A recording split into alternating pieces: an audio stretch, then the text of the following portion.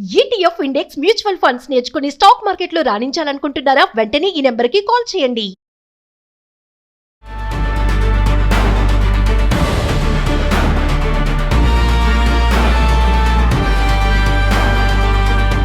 Suman TV ప్రేక్షకులకు నమస్కారం. నేను మీ అనలిస్టు మందడి కృష్ణారెడ్డిని మాట్లాడుతున్నాను. మీకు స్టేట్ బ్యాంక్ ఆఫ్ ఇండియాలో అకౌంట్ ఉందా? ఇప్పటిదాకా మీరు ఇష్టం వచ్చినట్టుగా డ్రా చేయడం, ఇష్టం వచ్చినట్టుగా డబ్బులు వేయడం ఇలాంటివన్నీ చేస్తున్నారా?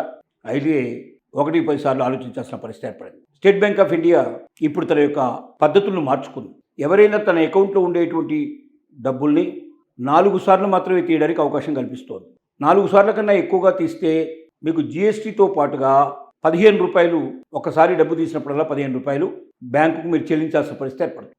అది ఏటీఎం ద్వారా చేసినా, లేక మీరు బ్యాంకుకు వెళ్ళి డైరెక్ట్గా డబ్బులు తీసుకున్నా ఏదైనా సరే ఛార్జెస్ మాత్రం ఖచ్చితంగా మీకు పడతాయి. ఇప్పటిదాకా ఫ్రీగా ఎంజాయ్ చేస్తున్న వాళ్ళు ఎన్నిసార్లు తీసినా ఏమీ డబ్బులు పడకుండా మేనేజ్ చేస్తున్న పరిస్థితి నుంచి ఇక నుంచి 4 సార్ల కన్నా ఎక్కువగా ఎవరైనా సరే డబ్బులు తీస్తే 5వసారి ఖచ్చితంగా వాళ్ళ అకౌంట్లోకి 15,000 రూపాయలు ఒక ట్రాన్సాక్షన్ చొప్పున పడతాయి. ఇది జ్ఞాపకం పెట్టుకోవాల్సిన అవసరం ఉంది. ఇది కాకుండా మామూలుగా జీరో బ్యాలెన్స్ అకౌంట్ ఏదైతే ఉన్నాయో, జన్ధన్ ఖాతాల కింద ఓపెన్ చేసినటువంటి జీరో బ్యాలెన్స్ అకౌంట్లో వీళ్ళకు మాత్రం కొన్ని అవకాశాలు బ్యాంకు అదనంగా కల్పించింది. ఏమిటంటే వీళ్ళకి చెక్ బుక్స్ ఇవ్వరు.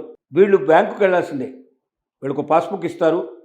వీళ్ళు బ్యాంకుకి వెళ్ళి అక్కడ విత్డ్రాయల్ ఫామ్ తీసుకొని అక్కడ నింపేసి తమకు ఏం డబ్బులు కావాలో ఆ డబ్బులు దాంట్లో రాసేసి సంతకం పెట్టి ఆ బ్యాంక్ పాస్ పుస్తకం కూడా ఇస్తే అప్పుడు బ్యాంక్ ఏం చేస్తుందంటే వాళ్ళకి డబ్బులు ఇస్తుంది. వీళ్ళకి మాత్రం ఎలాంటి ఛార్జెస్ లేకుండా ఛార్జెస్ నుంచి మినహాయించారు. ఎందుకంటే వీళ్ళంతా కూడా బిలో పావర్టీ లైన్లో ఉండేటువంటి వాళ్ళు ఉద్దేశంతో ఉన్నది కాబట్టి ఈ రకమైనటువంటి సేవింగ్స్ ఖాతాల లోపల ఎవరికి కూడా మినిమం బ్యాలెన్స్ మెయింటైన్ చేయాల్సిన అక్కర్లేదు. అలాగే వాళ్ళు ఎన్నిసార్లు విత్డ్రా చేసుకున్నా దానికి అదనంగా డబ్బులు పే చేయాల్సిన అవసరం లేదు. అలాగే ఎన్నిసార్లు డబ్బులు వేసినా అదనంగా పే చేయాల్సిన అవసరం లేకుండా ఇచ్చారు. దీంతో పాటుగా వాళ్ళు ఆర్టీజీఎస్ ఏదైనా వేరే బ్యాంకులో ఉండేటువంటి అకౌంట్లకి డబ్బు పంపించినా కూడా వాళ్ళకి ఛార్జెస్ ఏం పడకుండా మినహాయింపు ఇచ్చారు. ఇలాంటి మినహాయింపులు ఎందుకు ఇచ్చారంటే ఇది కేంద్ర ప్రభుత్వం వీటి మీద ప్రత్యేకమైన శ్రద్ధ పెట్టింది. జన్ధన్ ఖాతాలు ఓపెన్ చేయడమే కష్టం.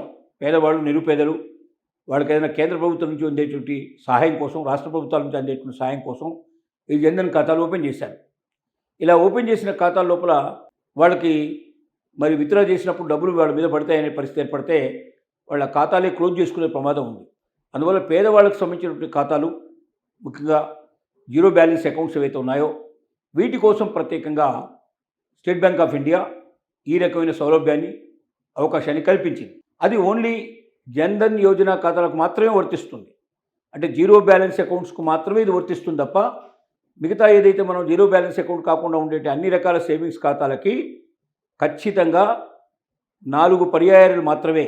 మీరు ఏటీఎం ద్వారా తీసినా, డైరెక్ట్ బ్యాంక్కి వెళ్ళి తీసినా, మీరు ఏ రకంగా తీసినా, లేకపోతే మీరు మామూలుగా వేరే రకంగా మీరు పేమెంట్స్ కూడా ఆన్లైన్ పేమెంట్స్ చేసినా టోటల్గా 4 సార్ల కన్నా ఎక్కువగా జరిగినట్టయితే ట్రాన్సాక్షన్స్ ఆటోమేటిక్గా దాని మీద మీకు బ్యాంక్ జీఎస్టీ పడుతుంది. జీఎస్టీతో పాటుగా మీకు అదనంగా 15 రూపాయలు ప్రతిసారి కూడా పట్టడం జరుగుతుంది.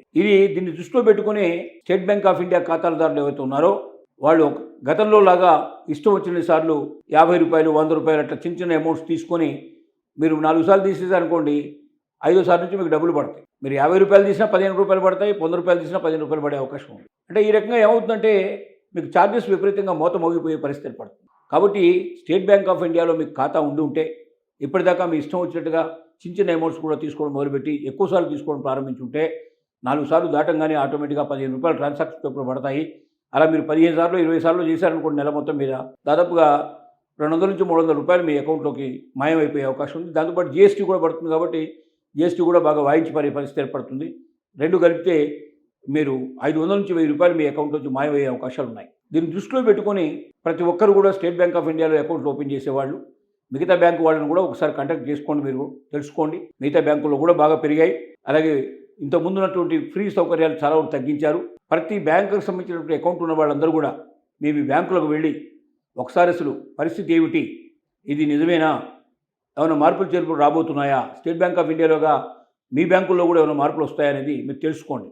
ఏమీ తెలుసుకోకుండా ఇష్టం వచ్చినట్టుగా మీరు నగదు విత్డ్రా చేసుకోవడం, ఆన్లైన్లో పేమెంట్ చేసేసేయడం, ఈ రకంగా మీరు ఇస్తే పేమెంట్ ఎన్నిసార్లు అయినాయో చూసుకొని 4 సార్ల కన్నా దాటంగానే ఆటోమేటిక్గా జీఎస్టీ మరి ₹15 పట్టడం వల్ల అదనంగా చాలా డబ్బులు పడే అవకాశం ఉంది. అలాగే ఆర్టీజీఎస్ ఇట్లాంటివి చేసినప్పుడు కూడా ఇంకా ఎక్కువగా పడే అవకాశం ఉంది. ఆ మొత్తం లెక్కిస్తే వందలు వేల రూపాయలు మీ అకౌంట్లోంచి మాయమయ్యే అవకాశాలు ఉన్నాయి. కాబట్టి దాన్ని ఎంత పరిమితి చేసుకోవచ్చు, ఎలా చేసుకోవచ్చు, తడవగా కొద్దిగా తీసుకునే బదులుగా ఒకేసారి పెద్ద మొత్తంలో తీసుకొని పెట్టుకొని మెల్లగా యూజ్ చేసుకుంటే మంచిదా, అలాగే అమౌంట్స్ పంపించేది కూడా ఒకేసారి పెద్ద మొత్తంలో పంపించే ప్రయత్నం చేస్తే ఎక్కువ సార్లు కాకుండా తక్కువ సార్లు మనం ఉపయోగించుకునే అవకాశం ఉంటాయి. కాబట్టి ఎక్కువగా మీకు వెసులుబాటు ఉండే అవకాశం ఉంటుంది. అంటే బాగా మీరు డబ్బు మిగిల్చుకునే అవకాశం ఉంటుంది. లేకపోతే మీ డబ్బు మరి బ్యాంకుకి వెళ్ళిపోతాయి. అందువల్ల మీ డబ్బు ఎక్కువగా పోగొట్టుకోకుండా ఉండాలంటే బ్యాంక్ సిస్టమ్స్ అన్నీ కూడా స్టడీ చేయాలి, తెలుసుకోవాలి, నిబంధనలన్నీ చూసుకోవాలి.